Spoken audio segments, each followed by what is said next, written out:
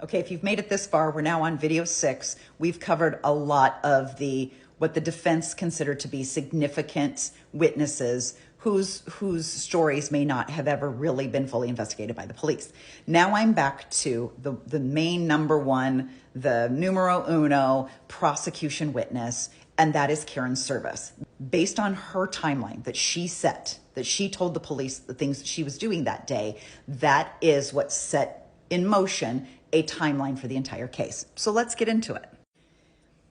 Karen is interviewed by Detective John Bueller on Christmas Day at about 11:30 in the morning.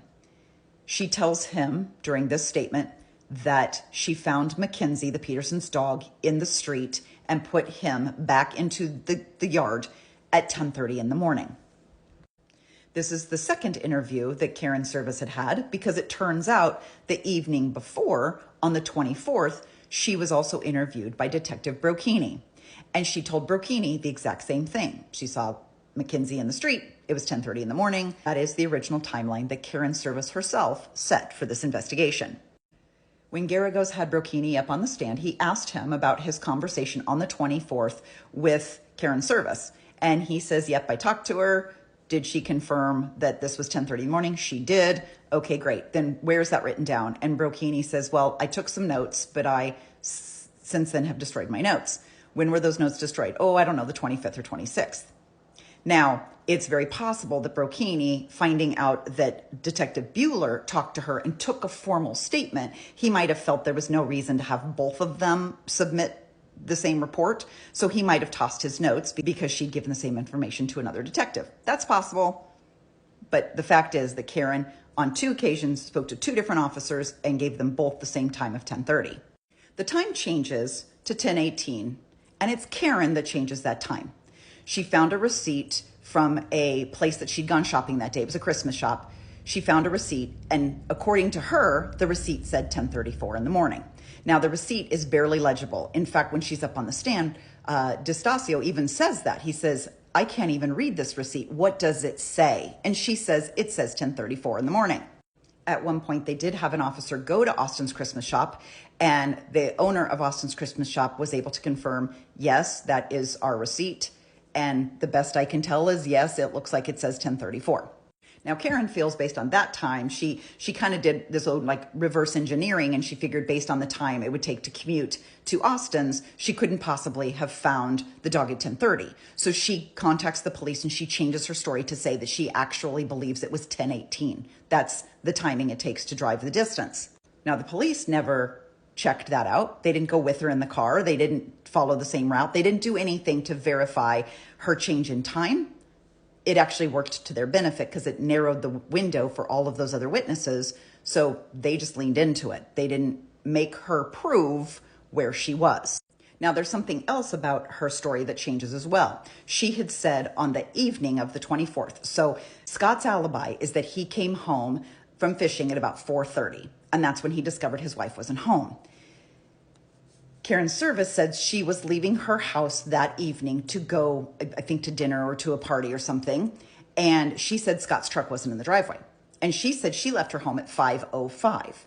And she said 2 things. It was 5:05 and that there was still a package in the mailbox because the mailman wouldn't deliver the package to the front door if the dog was in the yard.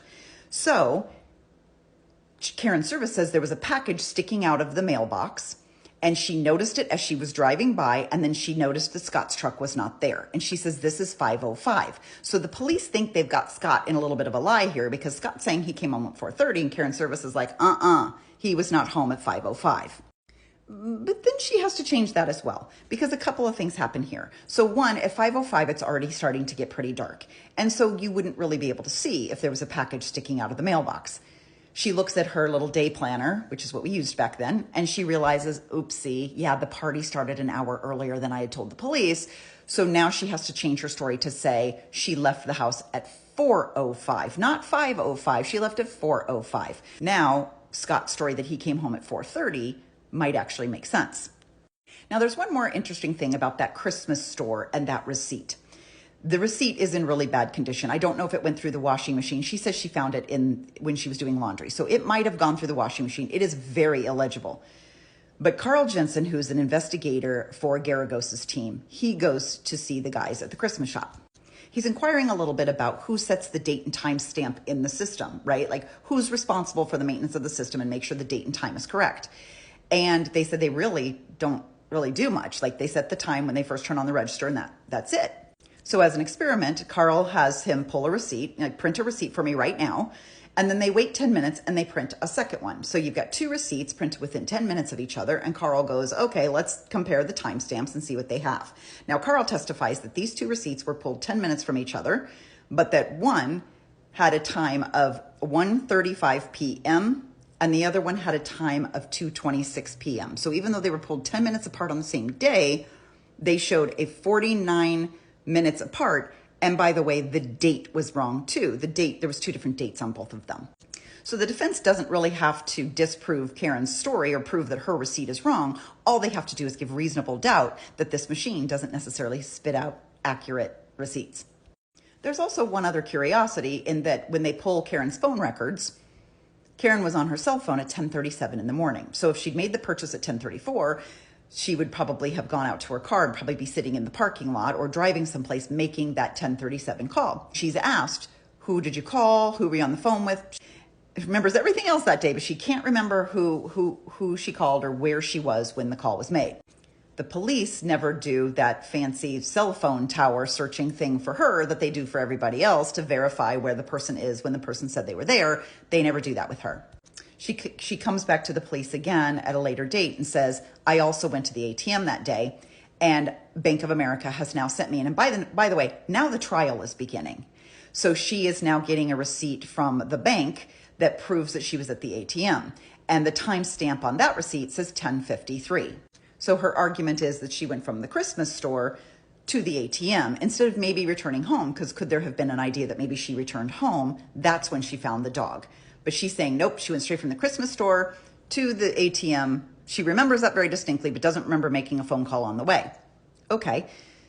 But the police never collect this receipt from her.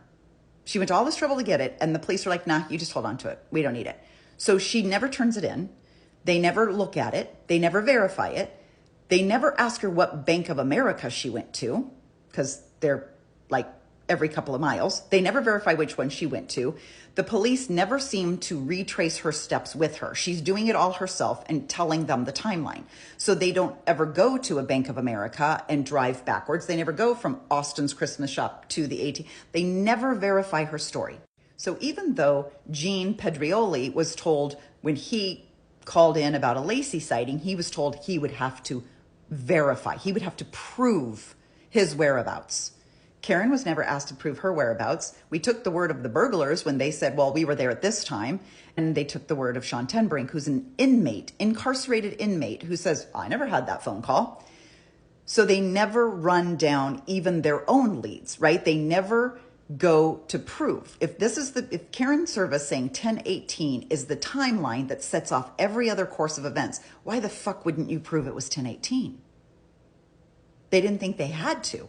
But that 10:18 time allowed them to ignore a whole lot of other shit that was supposedly happening all the way up to 10:30, 10:45. They could rule all of that out because Karen Service told the police it was 10:18 and they believed her.